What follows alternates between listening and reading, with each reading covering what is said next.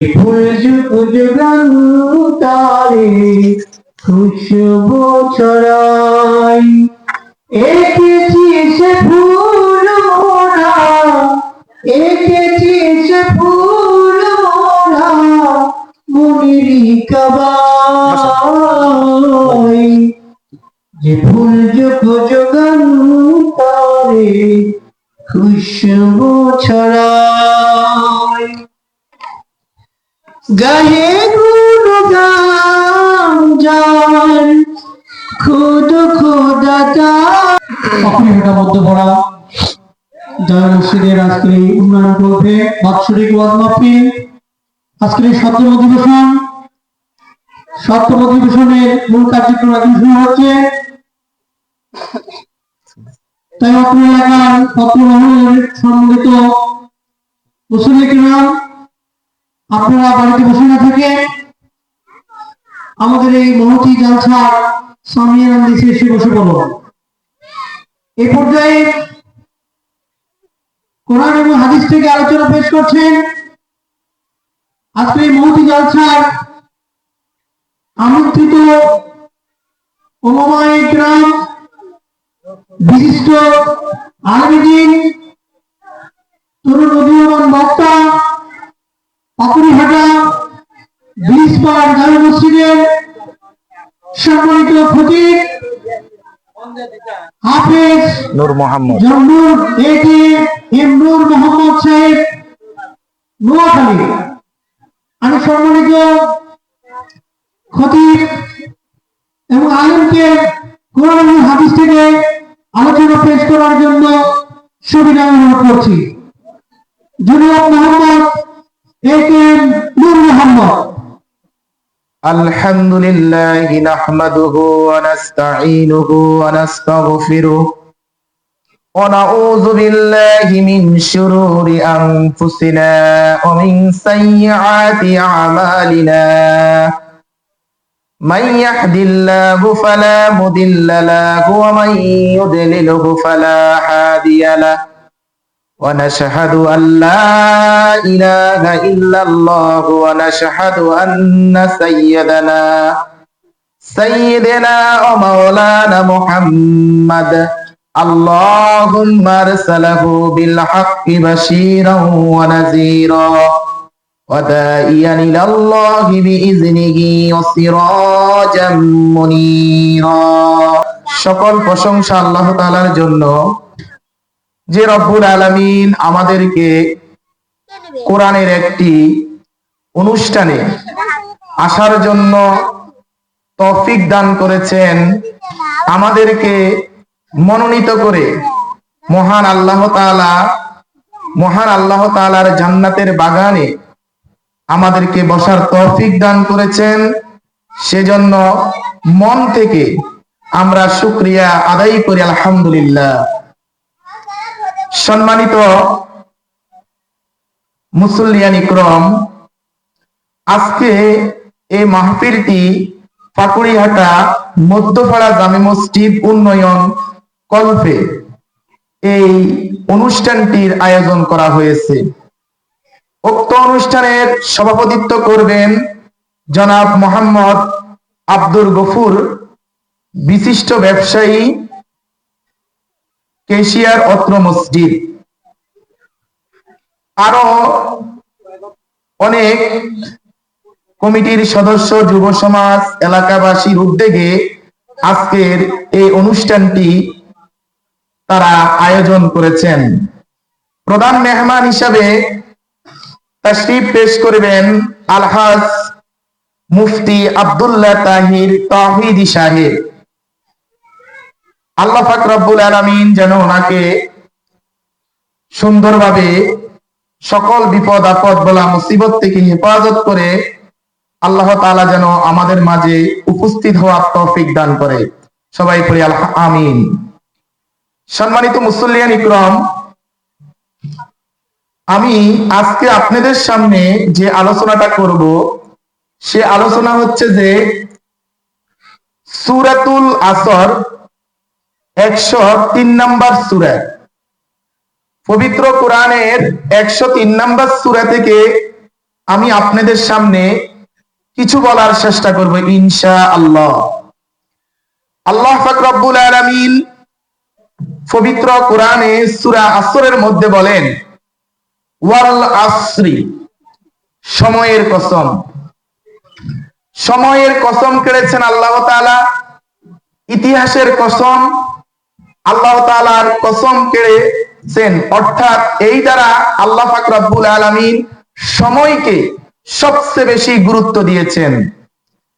আল্লাহ রাসূল সাল্লাল্লাহু আলাইহি ওয়াসাল্লামকে একজন সাহাবী প্রশ্ন করলেন, ইয়া রাসূলুল্লাহ, ইয়া হাবিবাল্লাহ, আল্লাহর কাছে সবচেয়ে অধিক প্রিয় আমল কোনটি?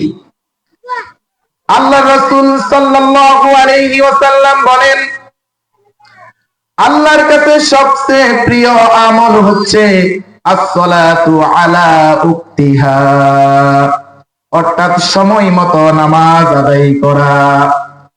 এই সময়ের গুরুত্ব আল্লাহ পাক রব্বুল আলামিন নিজে দিয়েছেন। এই সময়ের গুরুত্ব আল্লাহ পাক রব্বুল আলামিনের হাবিব মুহাম্মাদুর রাসূলুল্লাহ সাল্লাল্লাহু আলাইহি ওয়াসাল্লাম দিয়েছেন। এর অর্থ হচ্ছে যে সময়ের অনেক মূল্য। আল্লাহ তাআলা সময়ের উপর কসম করে বলতেছেন, ইন্নাল ইনসানা লাফি খুসর, নিশ্চয়ই সকল মানব জাতি ক্ষতিগ্রস্ত, ক্ষতিগ্রস্তের ভিতরে ডুবিয়ে আছে। আল্লাহ পাক রব্বুল আলামিন সকল মানব জাতিকে ক্ষতিগ্রস্ত বলেছেন এবং ক্ষতির ভিতরে মানব জাতি ডুবিয়ে আছেন। কারা ডুবিয়ে আছেন? আল্লাহ পাক রব্বুল আলামিন বলেন, ওয়ালাকাদ যারানা লিজাহান্নামা কাসীরাম মিনাল জিন্নি ওয়াল ইনস লাহুম কুলুবুন লা ইয়াফকাহুনা বিহা ওয়া লাহুম আয়ুনুন লা ইউবসিরুনা বিহা ওয়া লাহুম আযানুন লা ইয়াসমাউনা বিহা উলাইকা কাল আনআম বাল হুম আদাল। আল্লাহ পাক রব্বুল আলামিন বলেন, আমি অধিকাংশ জিন এবং মানুষকে সৃষ্টি করেছি জাহান্নামী করে। কারা জাহান্নামী? লাহুম কুলুবুন লা ইয়াফকাহুনা বিহা, আল্লাহ পাক রব্বুল আলামিন বলেন, যাদের বুঝার শক্তি আছে তারা বুঝে, কিন্তু বুঝিও না বুঝার বান্দরে, না বুঝার মতো তারা চলে। যাদের কলবে বুঝার শক্তি আছে, বুঝার শক্তি থাকা সত্ত্বেও তারা না বুঝার বন্দরে। অলাগুম আয়ুনুন লা ইউবসিরুনা বিহা, আল্লাহ পাক রব্বুল আলামিন বলেন, তাদের চক্ষু আছে, চোখ দিয়ে দেখে তারা না দেখার বান্দরে। সমাজে অনেক অন্যায়, অপরাধ, জুলুম, নির্যাতন হচ্ছে, এত কিছু দেখার পরেও না দেখার তারা বান্দরে। আল্লাহ পাক রব্বুল আলামিন বলেন, ওয়ালাহুম আযানুন লা ইয়াসমাউনা বিহা, তাদের শোনার শক্তি আছে, তারা শুনিয়ে সকল কিছু শুনিয়েও না শোনার বান্দরে। আল্লাহ পাক রব্বুল আলামিন বলেন, তারা হলো উলাইকা কাল আনআম, তারা চতুর্পদ জন্তুর ন্যায়। তাদেরকে জন্তুর সাথে আল্লাহ পাক রব্বুল আলামিন তুলনা করেছেন। আল্লাহ তাআলা জন্তুকে আরো ভালো উপাধি দিয়েছেন, তারা জন্তুর চেয়েও খারাপ, বালহুম আদাল, তারা জন্তুর চেয়েও খারাপ, তারাই ক্ষতিগ্রস্ত। আল্লাহ পাক রব্বুল আলামিন বলেন, তারা ক্ষতিগ্রস্ত নয় যারা ইল্লাল্লাযীনা আমানু, যারা ঈমান এনেছে তারা ক্ষতিগ্রস্ত নয়। যারা ঈমান এনেছে তারা ক্ষতিগ্রস্ত নয়। কারা ঈমান এনেছে? আল্লাহ পাক রব্বুল আলামিন পবিত্র কোরআনে বলেন, ওয়াল্লাযীনা ইউমিনুনা বিল গায়বি ওয়া ইউকিমুনাস সালাতা ওয়া মিম্মা রাযাকনাহুম ইউনফিকুন। ওয়াল্লাযীনা ইউমিনুনা বিল গায়ব, যারা অদৃশ্য গায়েবের উপর আল্লাহর উপর ঈমান এনেছে, তারা নামাজ কায়েম করেছে এবং আল্লাহ তাআলা যা রিজিক দিয়েছে তা থেকে আল্লাহর পথে ব্যয় করেছে, তারাই হচ্ছে ঈমানদার এবং মুত্তাকি। সুবহানাল্লাহ। আল্লাহ পাক রব্বুল আলামিন যখন ঈমানের কথা বলেছেন, প্রত্যেক নবী রাসূলকে আল্লাহ পাক রব্বুল আলামিন এই পৃথিবীতে প্রেরণ করেছেন ঈমানের দাওয়াত দেওয়ার জন্য। ঈমান হচ্ছে এমন একটি মূল্যবান জিনিস, এই ঈমান সাহাবায়ে কেরামরা যখন গ্রহণ করেছেন, আমরা ইতিহাস থেকে জানতে পারি রাসূল সাল্লাল্লাহু আলাইহি ওয়াসাল্লামের হাদিস, আল্লাহর নবী সাল্লাল্লাহু আলাইহি ওয়াসাল্লামের একজন সাহাবী ছিলেন, তার নাম ছিল আব্দুল উজ্জা। যখন তিনি মুসলমান ধর্ম গ্রহণ করার পূর্বে তার নাম ছিল আব্দুল উজ্জা। একদিন আব্দুল উজ্জা তার চাচার বাড়িতে সে কাজ করতেন, চাচার কাছে বড় হয়েছেন। একদিন চাচার কাছে এসে বলতেছে, চাচা আপনি মুহাম্মদ সাল্লাল্লাহু আলাইহি ওয়াসাল্লাম সম্পর্কে আপনার ধারণা কি? যখন আব্দুল উজ্জা তার চাচাকে বললেন মুহাম্মদ সাল্লাল্লাহু আলাইহি ওয়াসাল্লাম সম্পর্কে আপনার ধারণা কি, তখন চাচা বলল মুহাম্মদ সাল্লাল্লাহু আলাইহি ওয়াসাল্লাম সবচেয়ে ভালো মানুষ। চাচা যদি মুহাম্মদ সাল্লাল্লাহু আলাইহি ওয়াসাল্লাম ভালো মানুষ হয়, তাহলে আপনি মুহাম্মদ সাল্লাল্লাহু আলাইহি সাল্লামের উপর ঈমান আনেন। না, সেটা তো সম্ভব না। সাথে সাথে আব্দুল উজ্জা বলতেছেন, চাচা আমি আরো আগেই মুহাম্মাদুর রাসূলুল্লাহ সাল্লাল্লাহু আলাইহি ওয়াসাল্লামের উপর ঈমান এনেছি, কিন্তু আমি আনুষ্ঠানিকভাবে কোনো ঘোষণা দিই নাই। আপনাকে সাক্ষী করে বলতেছি আমি মুহাম্মদ সাল্লাল্লাহু আলাইহি ওয়াসাল্লামের উপর এবং আল্লাহর উপর ঈমান আনতেছি। আশহাদু আল্লা ইলাহা ইল্লাল্লাহু ওয়া আশহাদু আন্না মুহাম্মাদান আবদুহু ওয়া রাসূলুহু। যখন আব্দুল উজ্জা তার চাচার সামনে কালিমা পড়ল, তার চাচা বলতেছে, আব্দুল উজ্জা তুমি যে বাক্যগুলি ব্যবহার করেছো, এই বাক্য ব্যবহার করার অপরাধে তোমার কি শাস্তি হতে পারে তুমি কি জানো? হযরত আব্দুল উজ্জা বলতেছেন, চাচাজি যে বাক্য আমি তোমার সামনে বলেছি কি হবে আমি জানি না, কিন্তু এই বাক্য আমার মুখ থেকে কেউ কেড়ে নিতে পারবে না। সুবহানাল্লাহ, সুবহানাল্লাহ। বলল তুমি ঈমান ছেড়ে দাও, আর না হলে আমি তোমাকে সর্বপ্রথম তোমার যে তুমি আমার যে কাজ করো, আমার চাকরি করো, আমার চাকরি থেকে তোমাকে নট করে দেওয়া হয়েছে, তোমাকে বরখাস্ত করে দেওয়া হয়েছে। আব্দুল উজ্জা আলহামদুলিল্লাহ বললেন, আলহামদুলিল্লাহ সমস্যা নাই। তারপরে চাচা বলতেছেন, শুধু তোমাকে চাকরি থেকে বরখাস্ত করব না, তোমার গায়ের মধ্যে যে জামা আছে ওই জামাটা হচ্ছে আমার, তুমি ওই জামা খুলে দাও। আব্দুল উজ্জা ওই জামাটাও খুলে দিয়েছেন। যখন আব্দুল উজ্জা ওই জামাটা খুলে দিয়েছেন, এবার আব্দুল উজ্জাকে বলতেছেন, আব্দুল উজ্জা তোমার পরনের মধ্যে যেই কাপড়টি আছে ওই কাপড়টাও আমার টাকার, তুমি ওই কাপড়টা খুলে দাও। আব্দুল উজ্জা ওই কাপড়টাও খুলে দিয়েছেন।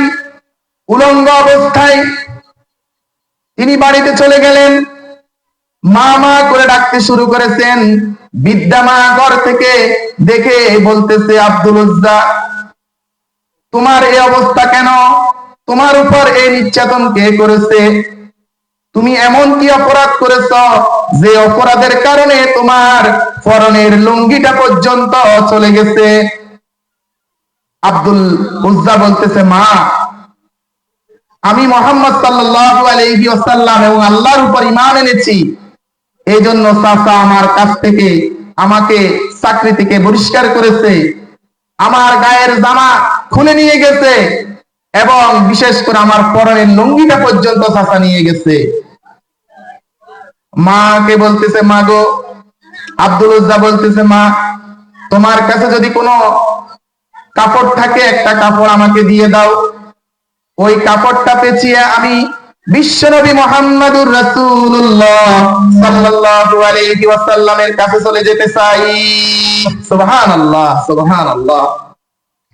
যখন আব্দুল উজ্জা তার মাকে বললেন, তার মা ঘর থেকে ছোট একটা কম্বল দিয়েছে, ওই কম্বলটা তিনি ফলে তিনি মদিনায় চলে গেছেন আমাদের প্রিয় নবী মুহাম্মদুর রাসূলুল্লাহ সাল্লাল্লাহু আলাইহি ওয়াসাল্লাম। আল্লাহর নবী দেখতেছেন একজন যুবক খুবই হতাশা অবস্থায়, চুল গুলো এলোমেলো পাগল অবস্থায়, একটি ছোট কম্বল গায়ে দিয়ে দাঁড়িয়ে রয়েছে। আল্লাহর নবী সাল্লাল্লাহু আলাইহি ওয়াসাল্লাম ওই যুবককে ডাক দিয়েছেন, তুমি কে? তখন আব্দুল উজ্জা বলতেছেন, ইয়া রাসূলুল্লাহ, ইয়া হাবিবাল্লাহ, আমি হলাম, আমার নাম আব্দুল উজ্জা, আমি আপনার উপর ঈমান এনেছি, এই জন্য আমার এই হাল করেছে, আমার এই অবস্থা করেছে আমার চাচা। মুহাম্মদ সাল্লাল্লাহু আলাইহি ওয়াসাল্লামের কাছে যখন সবকিছু আব্দুল উজ্জা ভেঙে চুরে বলেছেন, আল্লাহ পাক রব্বুল আলামিনের হাবিব বলেন, তোমার নাম আজ থেকে আব্দুল উজ্জা না, তোমার নাম হচ্ছে আব্দুল্লাহ। সুবহানাল্লাহ। কয়েকজন সাহাবীকে ডাক দিলেন, আল্লাহর নবী কয়েকজন সাহাবীকে ডেকে বলতেছেন, ও আমার সাহাবীরা, আব্দুল্লাহকে তোমরা নিয়ে যাও, আব্দুল্লাহকে ভালো করে গোসল করাও, কিছু কাপড় চোপড়ের ব্যবস্থা করে দাও এবং আব্দুল্লাহকে তোমরা কোরআন শরীফ শিখাও। সুবহানাল্লাহ, সুবহানাল্লাহ। যখন আব্দুল্লাহকে কোরআন শরীফ শিখানো হয়েছে, আব্দুল্লাহ কোরআন শরীফ বেশি জোরে জোরে পড়েন, অনেক জোরে জোরে আওয়াজ করে পড়েন, সাহাবায়ে কিরামদের ডিস্টার্ব হতো। আল্লাহ নবীর কাছে কয়েকজন সাহাবী এসে বললেন, ইয়া রাসূলুল্লাহ, ইয়া হাবিবাল্লাহ, আব্দুল্লাহ কোরআন শরীফ এত জোরে পড়ে যে আমাদের অনেক ডিস্টার্ব হয়, আপনি আব্দুল্লাহকে বলে দিবেন যেন আব্দুল্লাহ কোরআন শরীফটা একটু আস্তে পড়ে। আল্লাহ নবী সাল্লাল্লাহু আলাইহি ওয়াসাল্লাম বলেন, ও আমার সাহাবীরা, তোমরা আব্দুল্লাহকে ডাক দিও না, আব্দুল্লাহকে বাধা দিও না, আব্দুল্লাহকে তোমরা বারণ করো না, কেননা আব্দুল্লাহর ঈমান আনতে গিয়ে তার পরনের লুঙ্গিটা পর্যন্ত সে দিয়ে এসেছে, তারপরও ঈমান দেয় নাই। সুবহানাল্লাহ। আব্দুল্লাহ ঈমানটা অনেক কষ্টের ঈমান, ঈমান আনার অপরাধে তার পরনের লুঙ্গি পর্যন্ত তার চাচা নিয়ে গেছে, তাকে তোমরা বাধা দিও না, তাকে তোমরা কোরআন শরীফ পড়তে বাধা দিও না, সে যেভাবে পড়তেছে সেভাবে পড়ো। সুবহানাল্লাহ। যুদ্ধের ডাক এসেছে, আল্লাহ নবী সাল্লাল্লাহু আলাইহি ওয়াসাল্লাম যুদ্ধের জন্য সাহাবায়ে কিরামদেরকে প্রস্তুত করতেছেন। এমন তো অবস্থায় আব্দুল্লাহ এসে বলতেছেন, ইয়া রাসূলুল্লাহ, আমি যুদ্ধের ময়দানে যাব, আমি জিহাদ করব। আল্লাহর নবী সাল্লাল্লাহু আলাইহি ওয়াসাল্লাম বলেন, আব্দুল্লাহ, তুমি যুদ্ধের ময়দানে যেতে হবে না, তোমার জন্য, তোমার রক্তকে আমি কাফেরের জন্য হারাম বানাইয়া দিলাম। আব্দুল্লাহ অজস্রে কাঁদতে শুরু করেছেন, ইয়া রাসূলুল্লাহ, আমি যুদ্ধে যাব, যুদ্ধে যে জিহাদ করে আমার জীবনটাকে, আমার প্রাণটাকে আমি আল্লাহর রাস্তায় দিয়ে আসব, শহীদ হব, আর আপনি কাফেরের জন্য আমার রক্তকে হারাম বানিয়ে দিয়েছেন। তিনি কাঁদতে শুরু করেছেন, আর আল্লাহর নবী সাল্লাল্লাহু আলাইহি ওয়াসাল্লাম বলতেছেন, আব্দুল্লাহ, তোমার মৃত্যু যদি স্বাভাবিকভাবে হয়, আল্লাহ পাক রব্বুল আলামিন তোমাকে শহীদ মর্যাদা দান করবে। সুবহানাল্লাহ, সুবহানাল্লাহ। আব্দুল্লাহ, কয়েকদিন পরে আব্দুল্লাহ ইন্তেকাল করেছেন। ইন্তেকাল করার পরে আল্লাহর নবী সাল্লাল্লাহু আলাইহি ওয়াসাল্লামের কাছে যখন খবর গিয়েছেন আব্দুল্লাহ ইন্তেকাল করেছেন, আল্লাহর নবী সাল্লাল্লাহু আলাইহি ওয়াসাল্লাম সাহাবাদেরকে ডেকে বলতেছেন, আব্দুল্লাহর লাশকে তোমরা তাড়াতাড়ি গোসল দাও। আমি আব্দুল্লাহর জানাজার নামাজ নিজে মুহাম্মাদুর রাসূলুল্লাহ সাল্লাল্লাহু আলাইহি ওয়াসাল্লাম আমি নিজেই আব্দুল্লাহর জানাজার নামাজ পড়াবো। সুবহানাল্লাহ, কেমন মর্যাদার অধিকারী হয়েছেন তিনি। আল্লাহর নবী সাল্লাল্লাহু আলাইহি ওয়াসাল্লাম আব্দুল্লাহর জানাজার নামাজ পড়াইছেন। আব্দুল্লাহর খাট ধরেছেন কারা? হযরত আবু বকর সিদ্দিক রাদিয়াল্লাহু তাআলা আনহু, হযরত উমর রাদিয়াল্লাহু তাআলা আনহু। খাটে করে আল্লাহর নবী সাল্লাল্লাহু আলাইহি সাল্লাম সহকারে কবরস্থানে যখন গিয়েছেন, যিনি লাইট ধরেছেন, যিনি বাতি ধরেছেন, তিনি আর কেউ নয়, তিনি হলেন ইসলামের প্রথম মুয়াজ্জিন হযরত বিলাল রাদিয়াল্লাহু তাআলা আনহু। তিনি আব্দুল্লাহর যে কবরস্থান সেই জায়গায় আলো ধরেছেন। সুবহানাল্লাহ। আল্লাহর নবী সাল্লাল্লাহু আলাইহি ওয়াসাল্লাম নিজেই কবরের মধ্যে নেমে গেছেন। কবরের মধ্যে নেমে আবু বকরকে বলছে, আবু বকর তুমি আমার বাম পাশে দাঁড়াও, ওমর তুমি আমার ডান পাশে কবরস্থানে নামো। যখন মুহাম্মদ সাল্লাল্লাহু আলাইহি সাল্লাম এবং দুইজন সাহাবী হযরত আবু বকর হযরত ওমর রাদিয়াল্লাহু তাআলা আনহু ওনারা কবরে নেমেছেন, আল্লাহর নবী সাল্লাল্লাহু আলাইহি ওয়াসাল্লাম সাহাবাদেরকে বলতেছেন, তোমাদের ভাই আব্দুল্লাহর লাশটাকে তোমরা আমাদের হাতে তুলে দাও। সুবহানাল্লাহ। আল্লাহর নবী সাল্লাল্লাহু আলাইহি সাল্লাম আবু বকর এবং ওমর হযরত আব্দুল্লাহর লাশটাকে কবরে রেখেছেন। হযরত ইবনে মাসউদ রাদিয়াল্লাহু তাআলা আনহু বলেন, তিনি কাঁদতে শুরু করেছেন। এমন তো অবস্থায় সাহাবায়ে কেরামরা জিজ্ঞেস করলেন, মাসউদ তুমি কাঁদছো কেন? ইবনে মাসউদ রাদিয়াল্লাহু আনহু বলেন, এই যদি আব্দুল্লাহর লাশ না হয়ে আমার লাশটা হতো তাহলে আমার জীবনটা ধন্য হয়ে যেত। সুবহানাল্লাহ, সুবহানাল্লাহ। এমন ঈমান এনেছে, ঈমানের জন্য নিজের চাকরি হারাইছে, ঈমান আনার জন্য তিনি জামা কাপড় সঞ্চিত যত অর্থ ছিল সবকিছু হারাইছে, পরনের লুঙ্গিটা পর্যন্ত হারিয়েছে, তারপরও ঈমান হারা হয় নাই। এজন্য আল্লাহ পাক রব্বুল আলামিন সূরা আসরে বলেন, তারা ক্ষতিগ্রস্ত নয় যারা ঈমান এনেছে। সুবহানাল্লাহ, সুবহানাল্লাহ। আল্লাহ পাক রব্বুল আলামিন বলেন, ওয়া আমিলুস সালিহাতি, যারা নেক কাজ করে, নেক আমল করে, তারাও ক্ষতিগ্রস্ত নয়। ওয়াক্ত মতো যারা নামাজ আদায় করে, যারা রমজান মাসে রোজা রাখে, যারা নিসাব পরিমাণ সম্পদ থাকলে ওই সম্পদের যাকাত প্রদান করে, এবং যারা সামর্থ্য থাকা অবস্থায় হজ করে, সুন্দর সুন্দর আমল করে, তারা ক্ষতিগ্রস্ত নয়। ওয়া আমিলুস সালিহাতি ওয়া তাওয়াসাউ বিল হাক্কি, যারা সত্য কথা বলে এবং হক কথা বলে।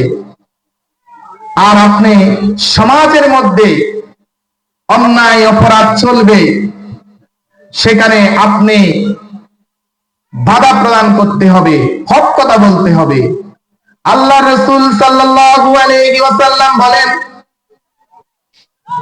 যখন তোমার সামনে কোনো অন্যায় হবে, অপরাধ হবে, তোমার সামর্থ্য থাকলে, ঈমান যদি তোমার মজবুত থাকে, তাহলে তুমি দুই হাত দিয়ে বাধা প্রদান করো। আর যদি তোমার দুই হাত দিয়ে বাধা প্রদান করার সামর্থ্য না থাকে, তাহলে তুমি মুখ দিয়ে তোমার কথা দিয়ে তুমি বাধা প্রদান করো, যদি তাও তোমার যদি সামর্থ্য না থাকে তাহলে ওই কাজটাকে ঘৃণা করো। শুধু ঘৃণা করলে হবে না, ঘৃণা করে পরিকল্পনা করতে হবে এই অন্যায় অপরাধ কাজটাকে তুমি কিভাবে নিষ্ক্রিয় করবে সে বিষয়ে তুমি পর্যালোচনা করতে হবে। আর এটি হচ্ছে ঈমানের সর্বস্তর, সর্বস্তর মানে সর্বনিম্ন স্তর। এজন্য যেই কথাটা বলছি, ওয়ামিলুস সলিহাত ওয়ামিলুস সলিহাতি ওয়া তাওয়াসাউ বিল হাক্কি, হক পথে চলতে হবে, হক কথা বলতে হবে, সত্য কথা বলতেই হবে। আমি আপনি যদি সত্য কথা না বলি, সমাজের মধ্যে বেহাপনা এবং অশ্লীলতা বেড়ে চলছে। আমরা যদি সত্য কথা এবং অন্যায়কে অন্যায় না বলি তাহলে আমরা হকের আওতায় পড়ব না। আল্লাহ পাক রব্বুল আলামিন বলেন ওয়াতাওয়াসাউ বিল হাক্কি, যারা সত্য কথা এবং হক কথা বলে তারাও ক্ষতিগ্রস্ত নয়। আল্লাহ পাক রব্বুল আলামিন আরো বলেন ওয়াতাওয়াসাউ বিস সাবরি, যখন তুমি তোমার চতুর্দিক থেকে বিপদ আসতে পারে, চতুর্দিক থেকে তুমি যখন হকের পথে থাকবে, সত্য পথে থাকবে, তখন তোমার উপর অন্যায় জুলুম হতে পারে, তখন তুমি ধৈর্যের সাথে তা মোকাবিলা করতে হবে, ধৈর্য ধারণ করতে হবে। আল্লাহ পাক রব্বুল আলামিন বলেন ইন্নাল্লাহা মা'আস সাবিরিন, নিশ্চয় আমি ধৈর্যকারীদের সাথে আছি।